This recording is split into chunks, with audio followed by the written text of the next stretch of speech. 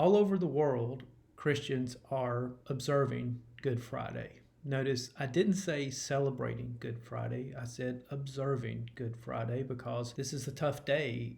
There's not a lot to celebrate. God's love is on full display. Perhaps that's something to celebrate as always. We remember this day that Jesus gave everything he had for our sake and for the sake of the world. And so for our time together today for this Bible study, rather than explore the Gospel of Matthew in the way that we were at the beginning of the book, we're going to take a look at what Jesus was going through on Good Friday. But we're going to start with last night. If you remember last night, we had our Holy Thursday or Maundy Thursday service. And so I'm just going to walk you through the timeline. Now, this is according to Matthew's Gospel. I encourage you to read how every Gospel writer handles the last hours of Jesus's life. They vary to a degree, especially when you get to the Gospel of John. So that would make an interesting study for you to take on yourself, is to compare and contrast how each Gospel writer treats the last hours of Jesus's life, because they do vary. We are going with Matthew's account for this study. And if you remember, we left Jesus last night. We were in the upper room with the disciples. He breaks the bread. He institutes the Lord's Supper. He gives the cup. And after the supper, they go out to the Garden of Gethsemane. Remember, he said to them during the supper, "One of you will betray me." And so again, depending on which gospel you read, Judas is always that guy. But he leaves at various times, and so it's unclear exactly when he leaves the group in some and not in others. Where did they go? They went to Gethsemane. Now here's a picture of the church that is built at Gethsemane in modern day Jerusalem. I had the chance to visit this church several years ago, and I just want to pause right now and say a great big thank you to some folks who helped me with this. Maggie Kessler, who gave me some of her pictures from her recent trip to Israel. Linda Spitz, who shared some of her photos with me from her recent trip to Israel. And my friend Elizabeth Coppic-Henley, who was along on the trip that I was on 5 years ago. And Elizabeth shared with me some of her photos.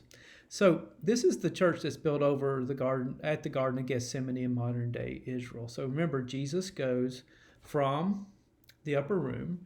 They go down from the city proper to just right outside the town to what's called the Mount of Olives, and the Garden of Gethsemane is at the bottom of that mountain. It's called a mountain. It looks more like a hill when you're actually there.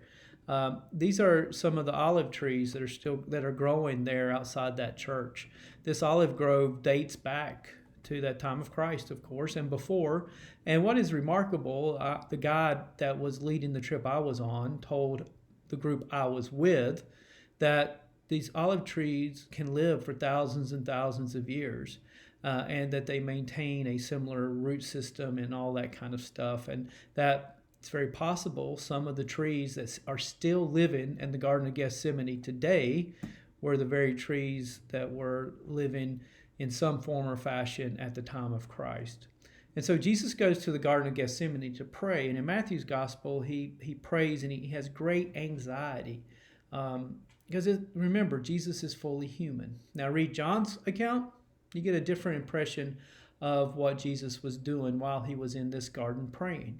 But what happens here is Jesus prays. He says, "Lord, if you can let this cup pass, let it pass." Now, for reference sakes, in Matthew's gospel, I'm going to be referring to chapters 26 all the way through chapter 27. Gethsemane is Matthew 26, 46 through 56, if you would like to read that. So again, Gethsemane, he's expressing agony and care and concern because he's human. He knows what's ahead of him, and the human part of him dreads having to deal with that. So Judas shows up. Judas slips off at some point. He brings the temple authorities to where Jesus is. Why does that matter? Well, and I've often wondered this myself. They knew who he was. Why didn't they arrest him when he came in on Palm Sunday? Why didn't they nab him on Monday or Tuesday or Wednesday in broad daylight? Well, remember, the crowds loved Jesus. The crowds adored Jesus. They proclaimed him king. And the temple authorities wanted to take care of Jesus quietly and under the radar. In order to do that, they need to find him when he's not around large crowds. What better place to find him than after the Passover meal while he's praying with only his disciples in the garden? And so the temple authorities bring their own police, they bring their own guards, they bring their own folks with them to make this arrest. Judas identifies who Jesus is. Remember, this is at night. It's not always easy to see. They need to make sure they get the right guy. That's why Judas's role is so important in this. He allows the temple authorities to come and claim Jesus, to arrest Jesus when Jesus is apart from the adoring crowds. Now, after the arrest, they take him up to the house of Caiaphas. Now, this church that you see on the screen before you is the Church of St. Peter at Gallicantu. This is built over what, and this is a pretty good archaeological record on this, the house of Caiaphas. This is built over the place that Caiaphas' house stood. And so the name of the church again is the Church of St. Peter at Gallicantu. Why is it named after Peter? Well, this is the place where Peter will deny Jesus 3 times. But at the house of Caiaphas, who was the chief priest, that's where, at least in Matthew's accounting, the trial of Jesus by the Sanhedrin, which is the Jewish religious council, takes place. And while they are having that trial, it is likely that Jesus was held down in what is essentially a sub-basement, down in what is a cistern. A cistern is a place to capture rainwater so that it can be used later on. Remember, Jerusalem's in a high altitude in the Middle East, and not a lot of water comes their way, so that water's precious. So cistern is just a way of capturing rainwater to use later on. And this is a view down into that cistern that is probably where Jesus was held. To me, it's fascinating that they can pinpoint this with such accuracy. This is looking down into that cistern from above. And the understanding is that Jesus was probably lowered down by a rope down into this cistern, and there he awaited the verdict of the Sanhedrin who were holding the trial up above. Here's a picture looking down at some folks reading scripture down in that space. And I tell you what, I got a chance to stand down there with the group I was with, and it was like all sound left the world. To be standing in the place that, with a high degree of probability, that Jesus was kept on the night of his trial just before he was sent to Pilate. It's pretty incredible and very, very moving. So Jesus is held there while the trial's going on. Of course, after the trial, we know that Jesus is taken to Pilate. And where's Pilate? So he moves from the house of Caiaphas. And when was this? So let's just think about timeline. Thursday night, they have the supper. Jesus goes to the garden. We don't know exactly how long Jesus was in the garden, but sometime around, let's say, midnight or so, he's arrested by the Sanhedrin, the temple authorities. He's taken to the house of Caiaphas for the trial there. And then, of course, that's also at the house of Caiaphas where Peter denies that he knows Jesus because he's hanging outside the courtyard area. And then he's taken, after that trial, to Pilate. So when did Jesus go from the Sanhedrin over to where Pilate was? Well, that would have been, I guess, at daybreak or so. 6 a.m., 7 a.m., 8 a.m., all those accounts vary a little bit. But what we do know is that Pilate occupied this area right here where the red arrow is pointing to. That is the Fortress Antonia. This is where where the Romans were headquartered. They literally built that so they could keep an eye on the Jews. It is right next to the temple, as you can see. And that's where the trial of Jesus would have taken place with Pilate. Why did they have to take him to Pilate? Well, the Romans did not allow the Jews to carry out executions. They reserved the right to kill people as their own. And so, in order for Jesus to be killed, the Jews, the temple authorities, had to get the Romans to do it because they were the only ones who had the power to do it. Now, remember, Jesus was convicted by the temple authorities for blasphemy, for claiming to be the Son of God. The charges that are brought towards the Romans are one of basically sedition, one of a rebellion. This man claimed to be a king. Isn't Caesar the king? And so that's the charges that the Romans use. So anyway, the Romans take him. Pilate, as you can read in Matthew's gospel, the trial happens. Jesus is condemned to be crucified. Now, when the Romans crucified someone, they knew what they were doing. Remember, they were professional killers. They had a lot of practice in crucifying people, and it's a horrific practice. Part of it is that you beat the person you're going to crucify within an inch of their lives, which happened. And there's all kinds of accounts out there. There's all kinds of images of that you are aware of. But Jesus would have been treated brutally by the Romans once the soldiers were given the green light to kill him, to crucify him. They would have carried it out with ruthless efficiency because it's not the first time they'd ever done it. And so he would have been beaten. He, of course, was mocked. He was spit upon. He was treated horribly. They put a crown of thorns upon his head and claimed that, they put up they mocked him by calling him the King of the Jews and all those kind of things. And so they then lead him to the place of crucifixion, which at that time was just right outside the city gates. Now, today that's part of the larger area of Jerusalem, but it would have been outside the city walls because the Romans wanted people to see their handiwork as they come and go, as a warning that don't you dare try to rebel. And so, of course, we call that the Via Dolorosa.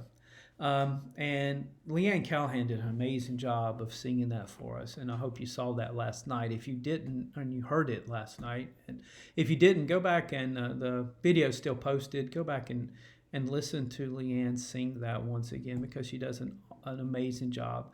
The Via Dolorosa is the road that Jesus traveled, the way of suffering, and that still, if you travel to Jerusalem today, you'll see this road. It's over the place that would they believe that Jesus carried the cross. Probably Jesus just carried the top beam of that cross. They would have left the vertical stanchion standing, and Jesus would have carried the horizontal stanchion to the cross. But we get all kinds of different images of that in our traditions, which is part of how it works. And here's an image from an artistic image of that. You're used to all these images, I'm sure. But he would have then gone on to the place of the cross, to the Golgotha, to the place of the skull, and there they would have crucified him. What kills someone in crucifixion? Well, you're beat within an inch of your life, right? But then when someone's hung on the cross, they can't support their own weight. And over time, they eventually sag. And eventually, they die of congestive heart failure because your lungs can't work properly. You can't remove the fluid from your lungs. So that's part of that. What kills you actually is congestive heart failure. It usually takes quite a while. The fact that Jesus died as quickly as he did is a mercy and a grace to a large degree. Again, I want to go back to that timeline. So night before, Gethsemane, overnight, trial by Caiaphas, sometime around daybreak to maybe as early as 6, probably more like 7 a.m., 8 a.m., Pilate, handed over from Pilate to the Roman authorities, then nailed to the cross, and sometime around 9 or so, noon, darkness settles across the land, And at 3 p.m., Jesus dies. This is a picture of the Church of the Holy Sepulchre in Jerusalem. This church is built over what is believed to be the tomb of Jesus. And then there's a dispute between this and another site about whether is this really the place where the tomb of Jesus was or not. But this is just one place where that's thought that it could be.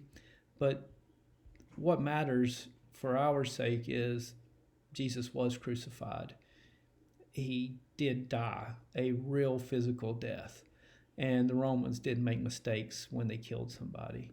This is an image from art taken in that Church of the Holy Sepulchre of Jesus being taken down from the cross, Jesus being prepared for his burial, Jesus carried into the tomb.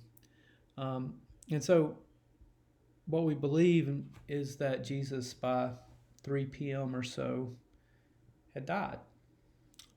And then that before nightfall, a few folks worked real hard to get him into a tomb. Again, read those accounts for yourself. Go back and compare and contrast. But remember this day. Remember on this Good Friday what Christ has done for our sake, what Christ has done for all of creation. Remember that he died, that he suffered greatly in doing so. So I encourage you, go back and read those biblical accounts for your own sake. Read Matthew's Gospel. Take a few minutes and turn over to Mark. Read what John has to say. Read what Luke has to say. Take some time this day to get quiet and spend some time asking God what Good Friday needs to mean for you.